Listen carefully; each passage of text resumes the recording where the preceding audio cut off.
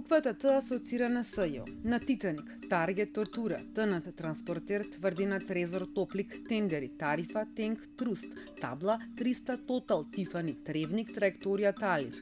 Многу функционери, политичари, државни службеници, бизнисмени се соочија со обвинителите од СЈ за сомнежи за криминал кои се расплетувани с бомбите, за злоупотреби на тендери и милионски штети на буџетот, изборни измами, незаконски уривања, уништување на докази, изживување и сурово постапување, сомнителни набавки.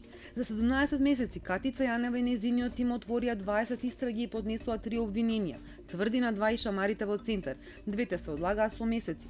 На последното рочиште за уништувањето на документите поврзани со прислушкувањето конечно почна, а екс-началникот во петата управа и 6 службенички рекоа дека не се чувствуваат виновни. Третото обвинение е за Транспортер. Се чека термин за обвинетите, меѓу кои градоначалникот на Битола Талевски да влезат во судница. На почетокот на годината СЈ се повлече од обвинението за пуч, а сега одговорите кој како прислушувал се очекуваат од предметот Таргет, чија истрага се уште не е официјално затворена.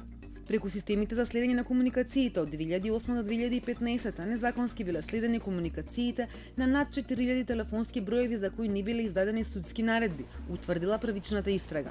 Освен овој предмет кој се смета за суштински во работата на СЈ, втор на скалилото по важност е случајот Титаник за изборни измами и незаконско издавање на лични карти.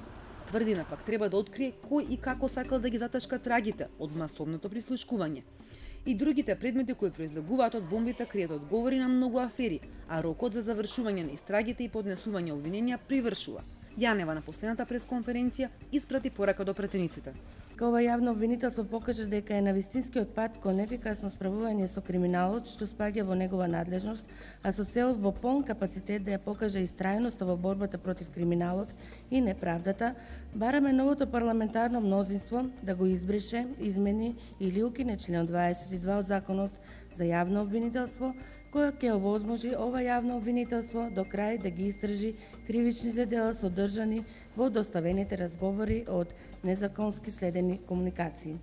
Во членот 22 од Законот за СЈ стои: јавниот обвинител кој раководи со јавното обвинителство може да покрене обвинение или да нареди запирање на истражната постапка во период не подолго од 18 месеци од денот на преземање на предметите и материјалите во негова надлежност. Од над 600.000 аудио фајлови досега обвинителите преслушале 45%. Останатите засега не ги слушаат, бидејќи, како што рече Јанева, фокусот на работата е ставен на веќе отворените предмети.